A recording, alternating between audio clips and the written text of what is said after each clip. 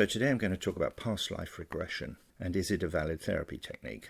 Now, don't you just love it when people say things like, there's two types of people in the world? Well, there's two types of hypnotists in this world. Those who do past life regressions and those who don't. Well, that's not really true though, is it? There are many types of hypnotists, probably as many as there are subjects. However, this is a subject that seems to polarize hypnotherapists and people who work with hypnosis.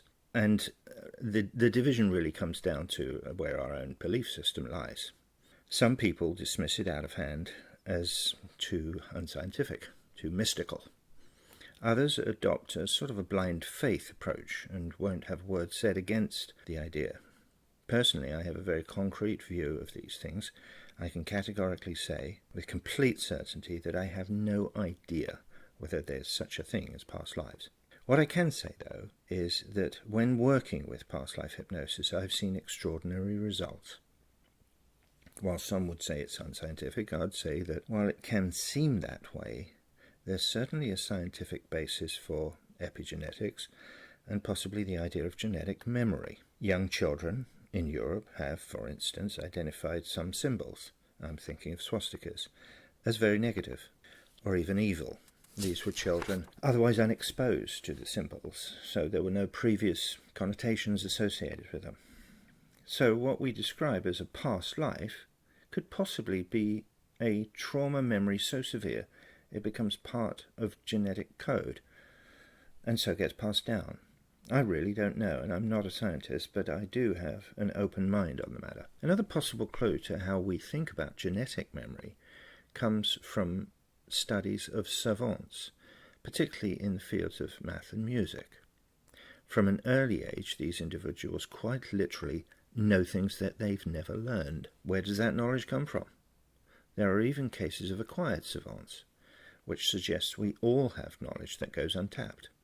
Essentially, following a head injury or a disease, some people have shown prodigious ability in some types of knowledge, again often in music or math. Could this be a rewiring of the brain, releasing hitherto unrealized abilities? It doesn't seem to work for me. No matter how much I beat myself in the head with this bat, I still can't get a decent sound to come out of this guitar. Doesn't matter how hard I blow into it. Some scientists have suggested that migrations of birds and animals may be evidence of genetic memory, particularly citing the monarch butterfly and its trek from Canada to a remote part of Mexico. What is most extraordinary in this case being that each migration takes 3 generations to reach its destination before turning around and making the return journey. How do they know a route that they've never learned? There is, of course, another way to think about past life regression therapy, and that is, does it help? There's no doubt in my mind that in the case of working with subjects who do believe in past lives, this type of regression can produce some startling results. It's also important to consider that in many cases the process of past life regression gives us considerable insight into our subjects' concerns and fears. One might even say they're mortal fears.